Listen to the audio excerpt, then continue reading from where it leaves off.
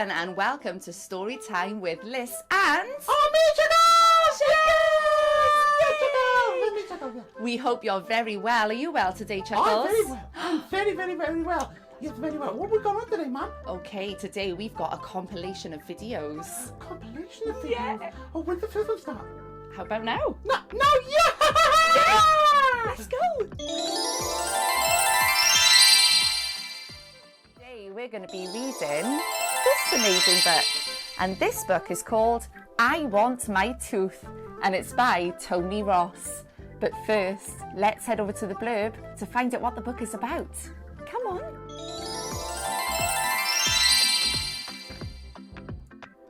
Unlike her baby brother, the little princess has a perfect set of sparkling white teeth. She doesn't even mind the wobbly one until it falls out. The hunt is on for the missing royal tooth. Shall we go and read this lovely story? Come on then.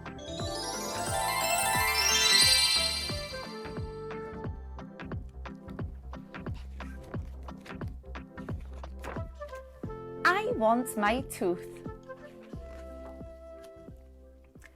The little princess had wonderful teeth. She counted them every morning. Then she cleaned them. Then she counted them again. She had 20. Some of her friends had fewer than 20 teeth, but they were not royal. Her little brother, who was royal, had no teeth at all. Haven't I got wonderful teeth, said the little princess. In smart straight lines, said the general. Ship-shape and Bristol fashion, said the admiral. Haven't I got wonderful teeth, said the little princess. Royal teeth, said the king. So every night, the little princess cleaned the royal teeth again. Your wonderful teeth are because you eat all the right things, said the cook. You can count them if you like, said the little princess. 1, 2, 3, 4. Hey, said the cook, this one wobbles. Ah, screams the little princess. One wobbles? Ah, screamed the maid. One wobbles?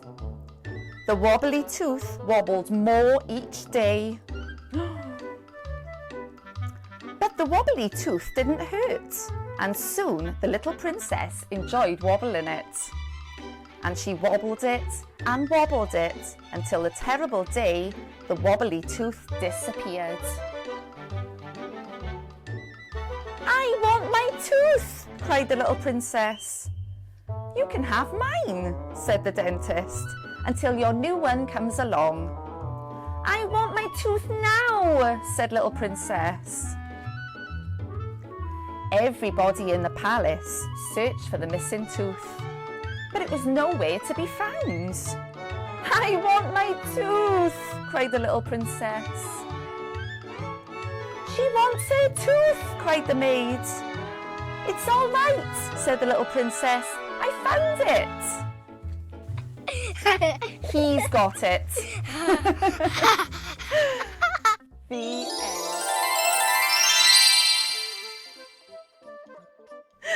Oh, I love that story, boys and girls. Did you enjoy that? I really enjoyed it. It was awesome. I think I really did laugh at that. Well, without further ado, should we move on to the next one? Oh, definitely. Here we go. Here we go. Let's go.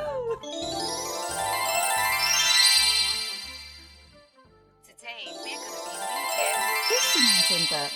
And this book is called Izzy Gizmo, and it's by Pip Jones.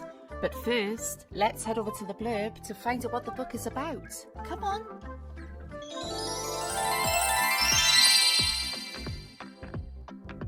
Izzy Gizmo's inventions are marvellous, magnificent, and often malfunction. When Izzy rescues an injured crow, her imagination is tested to its limits. Can she invent some new wings? Or is her new friend destined to live as a crow who can't fly? Shall we go and find out? Come on then.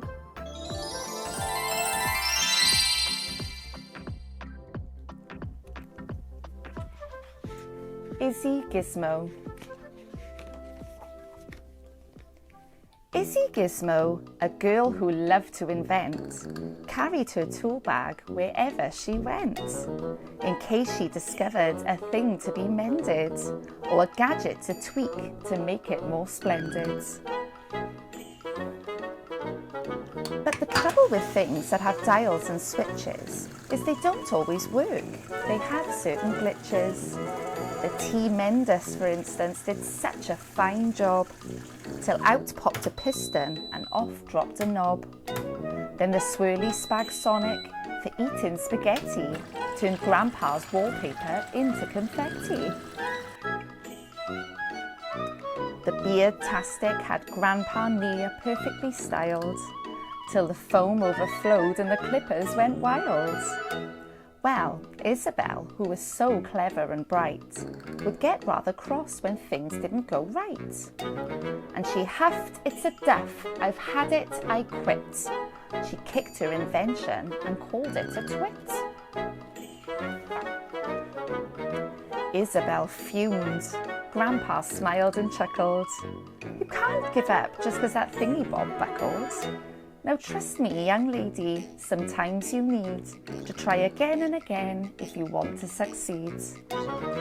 Perhaps Grandpa was right, but still Isabel sighed. She picked up her tool bag and wandered outside. Kicking the stones on the path as she walked, Izzy jumped at a bump. Up ahead, something squawked. From the clouds, a poor crow had taken a tumble and landed kapoof in a feathery jumble. Izzy ran to the vet's, but the vet shook his head. "His wings are too broken to fix," the vet said. "Perhaps take him home and there you could try to teach him to live as a crow who can't fly." Day after day, Izzy thought she had found something fun for her crow to do on the ground, like digging for worms and racing fat slugs, hopscotch and hoopla and searching for bugs. But the heartbroken crow simply gazed at the sky as the other birds sang and flew happily by. One night, with the crow in the folds of her sweater, Izzy sighed. I wish I could make him feel better. I've tried. He won't play, he won't drink, he won't eat." She was so very close to admitting defeat. Grandpa said, "Izzy, don't give up on him now. I know you can do it. Just work out how." Then Grandpa passed Izzy her gadgety things, and she knew what to do. "I'll invent some new wings." Izzy piled up her books and she started to read. Then she made a long list of the things she would need. She searched for some batteries and old electronics, dismantled a mixer and the swirly spag Sonic. The crow watched entrance and he held Izzy's drill while she bent, bashed and battered and walloped until... Ta-da! Izzy fastened the wings with a strap, but they hummed and they twitched, far too heavy to flap. "Ah!" Izzy yelled. "I'm no good at succeeding." The crow softly called, his beady eyes pleading. "What now?" Izzy sighed. "Try again," Grandpa said. "Okay, follow me." And with that, off she sped. Izzy dived in a pond where she borrowed a pump. Then she took from an engine 2 sprockets, a sump. Izzy fastened the wings. They were light, they were curvy. But the wings the wrong shape turned the crow topsy-turvy. "I give up," Izzy yelled with a furious frown. The crow sadly cawed as he hung upside down. So Izzy unscrewed the head from the shower, found special circuits to adjust the wings' power. And finally, using her trusty old pliers, she borrowed motors from 2 big blow dryers. "Yes," Izzy said, "the right shape, perfect weight. but one flapped madly. The crow couldn't fly straight. "I've had it," yelled Izzy, heading straight for a bin. But the crow blocked her path. He just wouldn't give in. Izzy twizzled and tinkered, and using his beak, the tip-tapping crow gave the screws a good tweak. Then he loosened the cog from Grandpa's old mixer. "You can fly," Izzy cried. "Oh, your name should be Fixer." After 2 loop-the-loops, Fixer came into land and stood happily cawing upon Izzy's hand. "You tried very hard," Grandpa said, "and succeeded. You kept at it, Izzy. You did what was needed. But don't pack your tools up. Your day's not quite ended. A few things around here now need to be mended." The end.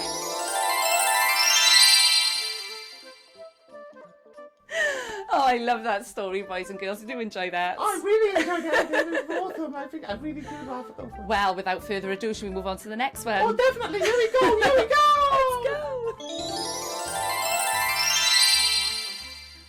We're going to be reading this amazing book. And this book is called Wanda's Words Got Stuck. And it's by Lucy Rowland. But first, let's head over to the blurb to find out what the book is about. Come on.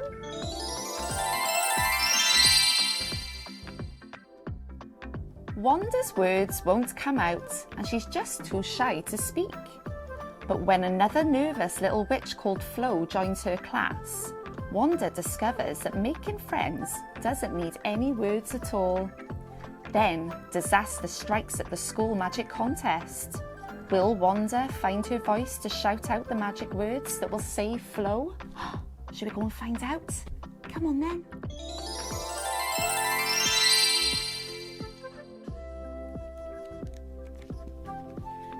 Wanda's words got stuck.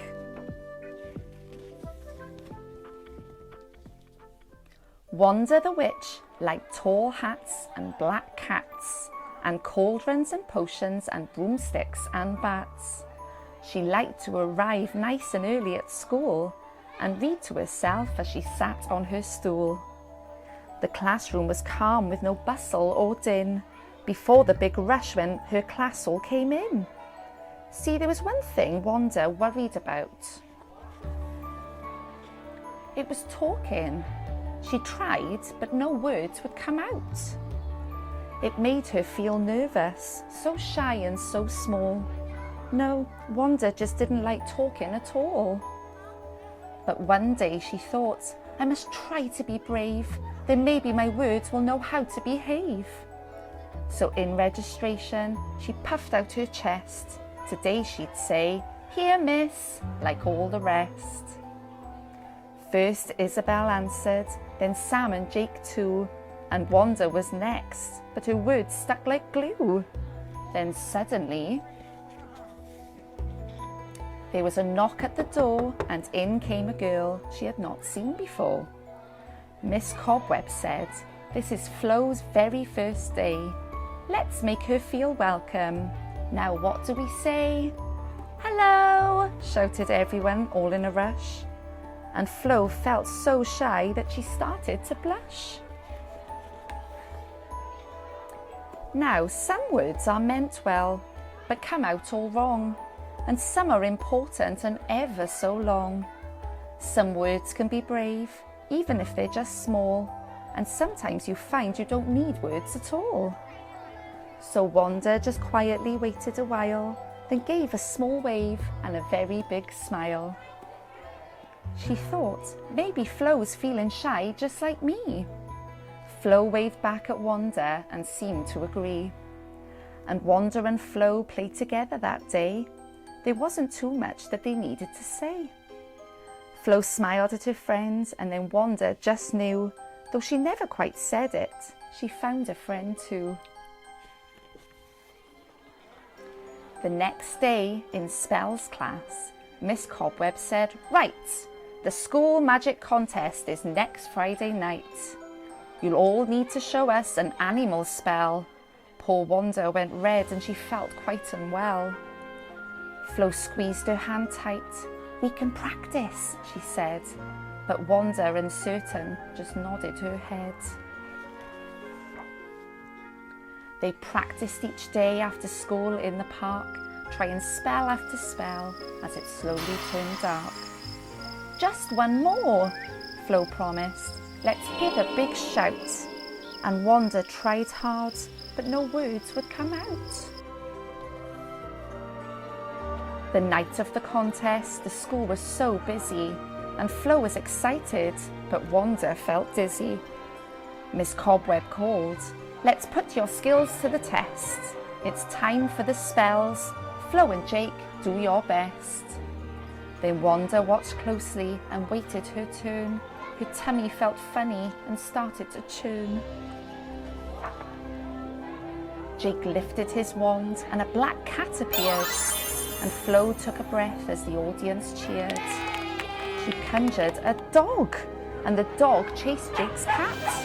Jake magicked a lion. They thought that was that.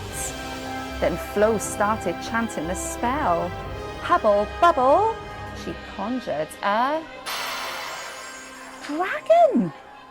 Oh, he looked like trouble. Now breathing out fire, the dragon swooped low and turned with a whoosh towards terrified Flo. Flo gripped her wand tight, but then what awful luck. She couldn't remember her words, she was stuck. But then came a flash and a boom wallop bam as Wanda the witch shouted, "Alakazam!" And poof! Then the animals all disappeared. Flo hugged her best friend as the cloud of smoke cleared. "Hooray!" the class shouted. Their cheers were so loud that Wanda just beamed and felt ever so proud. Now Wanda the witch likes to practice her spells and giggle with Flo when they don't go too well, and chat with her friends during lunch in the hall, but sometimes she just doesn't need words at all. The end. Well, did you enjoy that, boys and girls? I bet they did. I enjoyed it. I certainly enjoyed it too. Shall we move on to the next one? Oh, definitely. Next one. Here we go.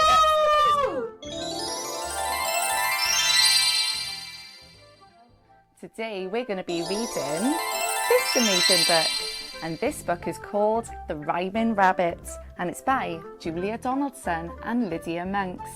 But first, let's head over to the blurb to find out what the book is about. Come on.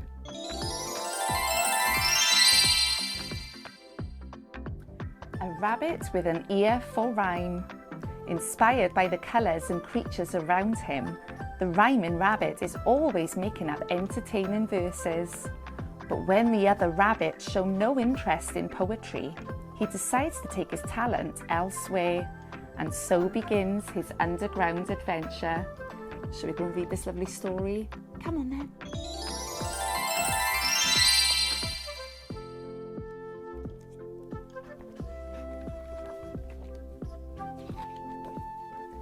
The Rhyming Rabbit.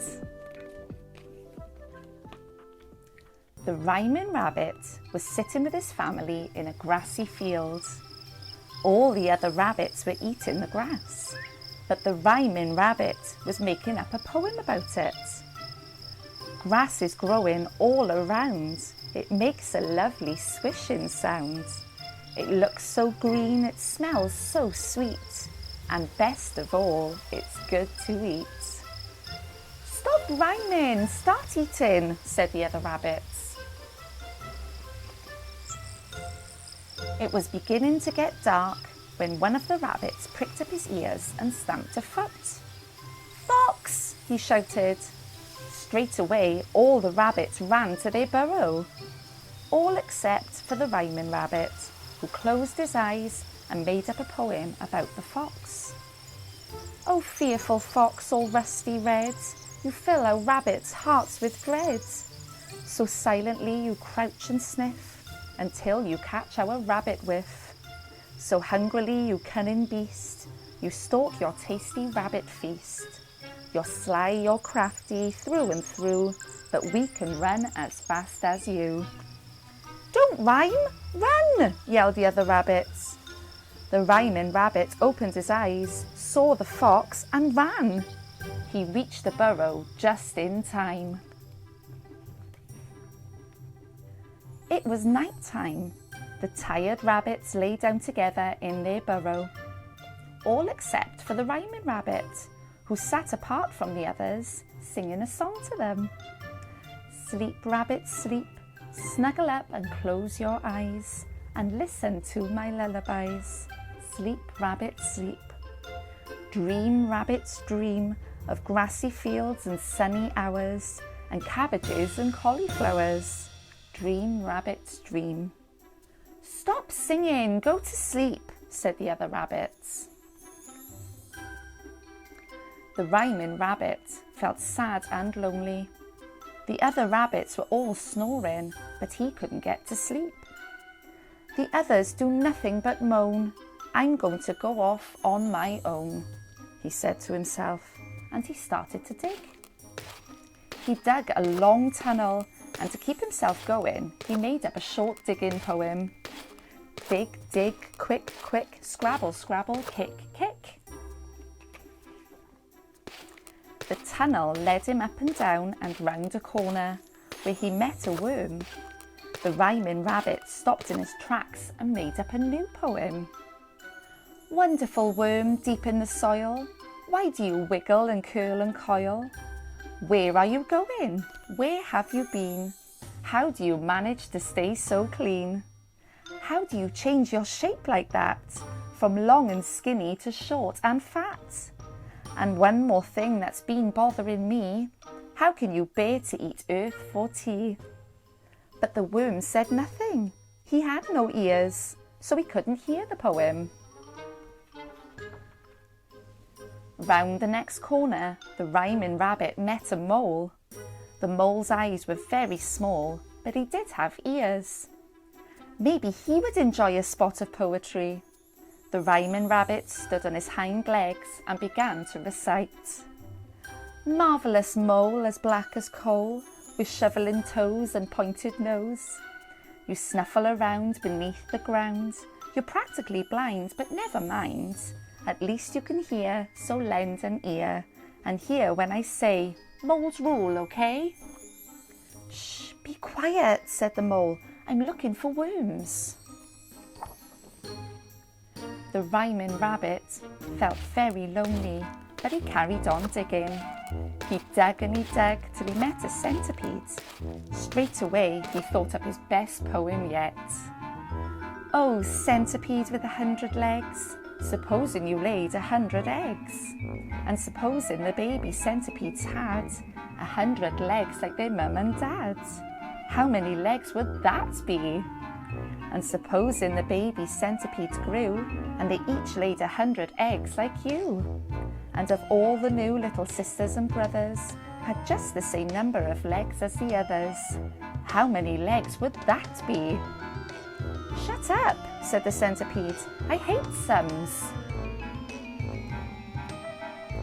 The rhyming rabbit felt sadder and lonelier than ever, and he felt hungry too.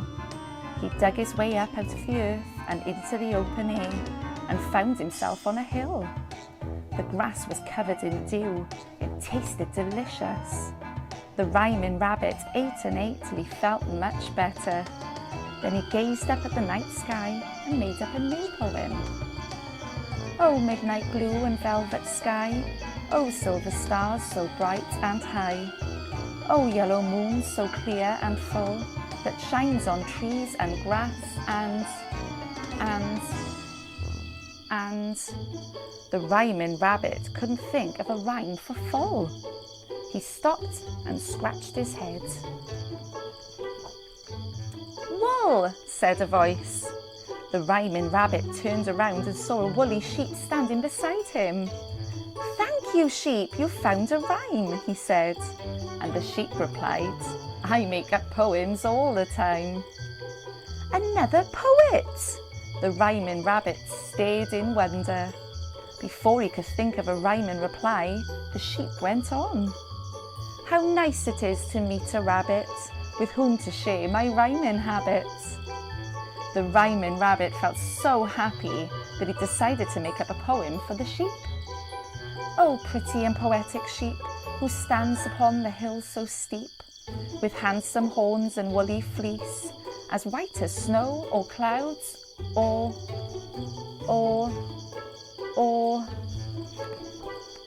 geese, suggested the sheep. She smiled at the rabbit and added, shall I make up a poem for you? Oh yes, I pray you, sheep, please do, replied the rhyming rabbit. So the sheep cleared her throat and recited, any old rabbit can dig, any old rabbit can feed, but a rabbit who knows how to make up poems is a special rabbit indeed. Any old rabbit can run, any old rabbit can sleep, but only a very special rabbit could make up poems with a sheep. The rhyming rabbit sighed happily. The sun came up. It was a beautiful day. The rhyming rabbit and the sheep stayed together all day, making up poems about the sun and the flowers and the trees. As evening fell and their shadows grew long, the rhyming rabbit remembered his family back in the burrow, and he said to the sheep, the others must be getting worried. Goodbye, dear friend. It's time I hurried. The sheep looked very sad and said, you go. Oh no. Oh woe. Oh sorrow.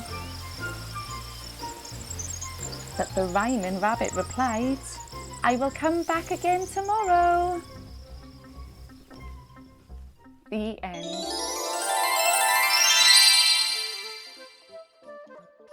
Well, did you enjoy that, boys and girls? I bet they did. I enjoyed it. I certainly enjoyed it too. Shall we move on to the next one? Oh, definitely. Next one. Here we go.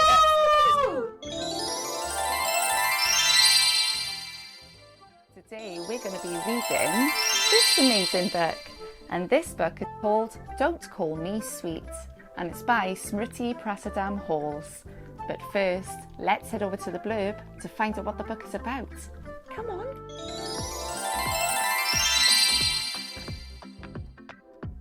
Monsters aren't sweet, are they? Well, this little monster definitely isn't. He's stinky and slimy and messy and scary. He's anything but sweet, isn't he?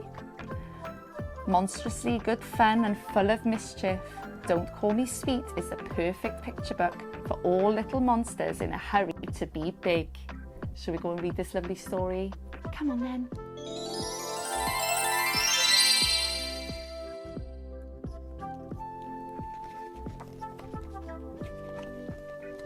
Don't Call Me Sweet.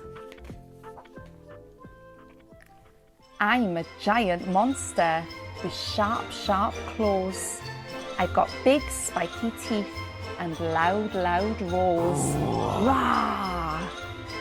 Which is why I say to everyone I meet, call me scary. Don't call me sweet. When I'm practicing monster moves, stomp, stomp, stomp. If by accident I fall into the swamp, I'll be covered in mud from my head to my feet. So call me stinky, don't call me sweet. When I make a great big mess cooking bug-eye stew, and my hair and tail and claws get splattered with goo. Don't pat my head as I come slipping down the street. Call me slimy, don't call me sweet. I'm a stinky, slimy monster with a scary monster face. Look out, here I come.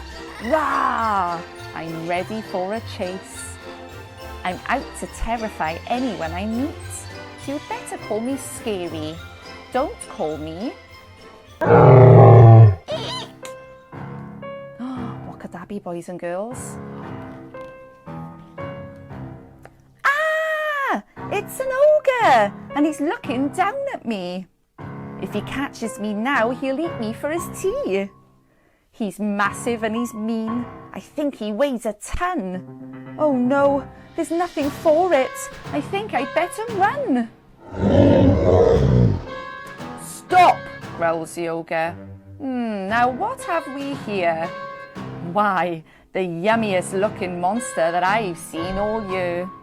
Scary, stinky, slimy. Ooh, a tasty tea time treat. You look just the type of monster that I love to eat. Oh no! Oh, me? I squeak politely. Oh, I'm not scary. I'm not stinky or slimy or even big and hairy. No, I'm the nicest monster that you could ever meet. So please don't call me scary because I'm just rather sweet. Aww. The end. Well, boys and girls, I hope you enjoyed that. Did you enjoy that, Chuckles? Oh, I enjoyed that. I really enjoyed that. Oh, it was amazing, wasn't it? Yeah. And that's all we've got time for today. Wait, now. what? No! Yeah, That's what we got time for. yeah. They're all over. We'll come back next time. Oh, there's gonna be more. Of course. With me. Yeah, Chuckle. yeah. All Chuckles, all you as well. Both of us. Okay. Okay. So what can we do between now and then? Well, between now and then, you can stay tuned to find out how you can help. Oh, that sounds great. Bye, bye.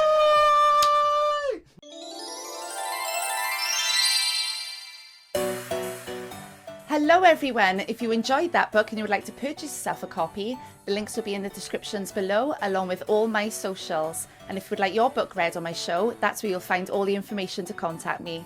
Thanks guys, bye! Hey guys, I hope you enjoyed that video, and if you'd like to see more of my content, don't forget to like, share and subscribe. Thanks guys!